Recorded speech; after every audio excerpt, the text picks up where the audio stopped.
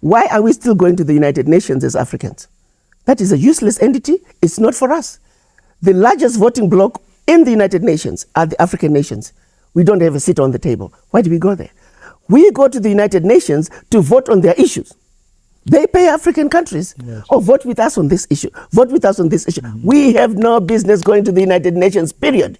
We need to tell Secretary Guterres, thank you very much, but we're no longer going to attend United Nations. It's not our entity. Until we have true representation there.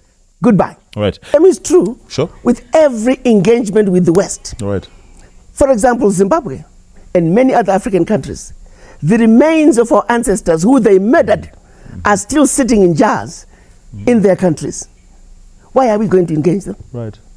We want those remains returned with repercussions. Right. Until that's happened, everybody from your country, out. If you were former Portuguese colony, all Portuguese, get out of my country. I love it remember when there was this rift between President Mugabe and Prime Minister Tony Blair. And Blair was like, we're coming to take all the British out of Zimbabwe, we're airlifting them.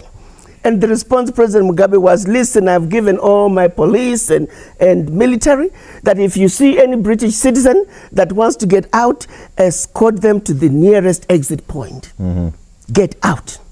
If we can just make that position, your government is abusing us. Your government is refusing to give us back our ancestors, the remains of our ancestors who they murdered. Your government is refusing to give us back our artifacts, precious artifacts, priceless, that they stole. Until these wrongs, these blatant wrongs are righted, every British citizen get out. Every Portuguese citizen get out. Every German citizen get out. Let's see how quickly things will change. They'll move from there. It is those citizens who are going to now go to their government and say, we didn't know you were doing that. Let me make this point clear. The citizens do not know of the crimes that are being committed by their governments. So let's put the power back to the people. Let's remind the people that every constitution starts with we, the people. So let's make those citizens, they must succeed at their civic duties. We, the people, are the ones who are failing.